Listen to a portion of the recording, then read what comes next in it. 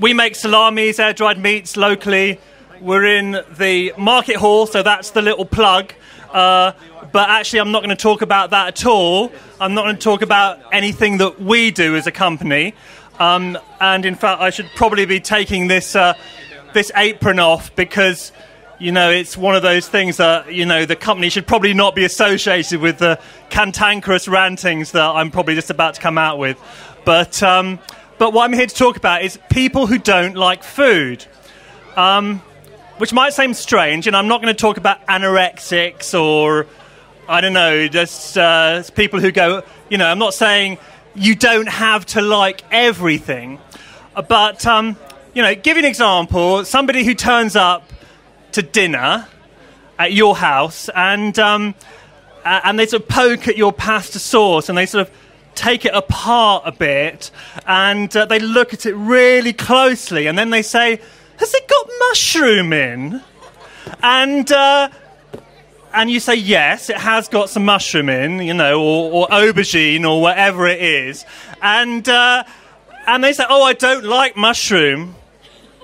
And it's like, okay, all right, okay. The first thing about this, I would say, is that these people seem really proud of, like, not liking an ingredient, a food ingredient, okay? It's like a major part of their personality that they don't like something.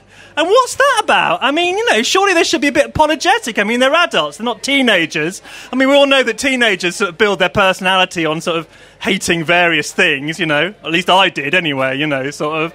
And then you're an adult and you grow up and you start building your personality on liking certain things, you know, and sort of, you know, not liking a whole, you know, because this is not actually about not liking my pasta sauce, because they haven't tasted it.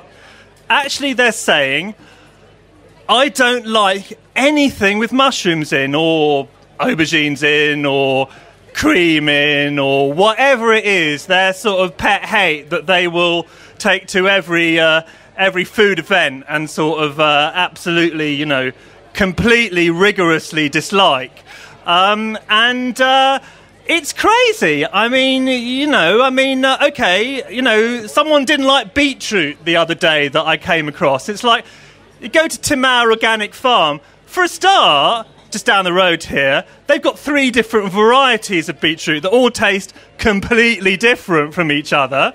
And then, how many ways can you make beetroot into different things? You can make borscht, you can make soup, you can roast it. I mean, probably what happened is that when they were 12 years old, they had a slice of beetroot pickled in vinegar in some disgusting jar from God knows where, and that's it. I don't like beetroot. But, you know, it's madness. It's bloody madness. You've got to keep on tasting, you've got to keep on trying.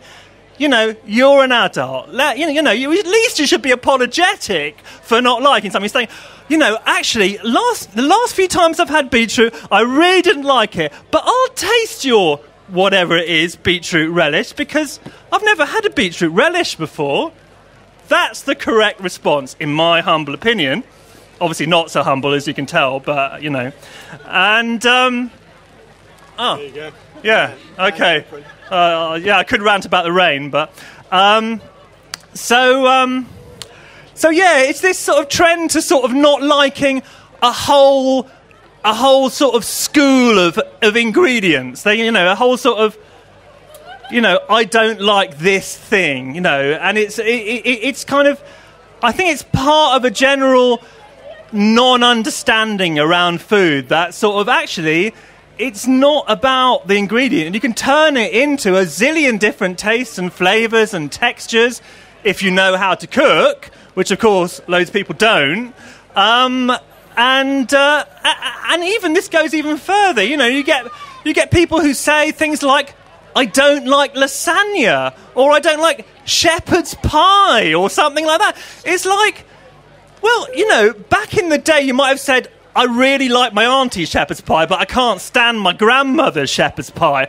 But I think this is probably something to do with supermarkets, and probably one of the more pernicious things about supermarkets, that actually people have come to understand all foods as one thing. Like, there is a shepherd's pie, which is the Waitrose shepherd's pie.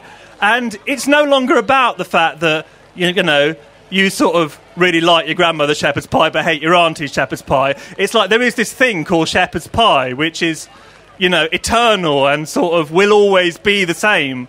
What could be further from the truth, you know? What could be... How many zillions of different ways do I... Well, I mean, you know, I make it differently every time, you know. If I've got a bit of this or a bit more of that, or you know, it's different.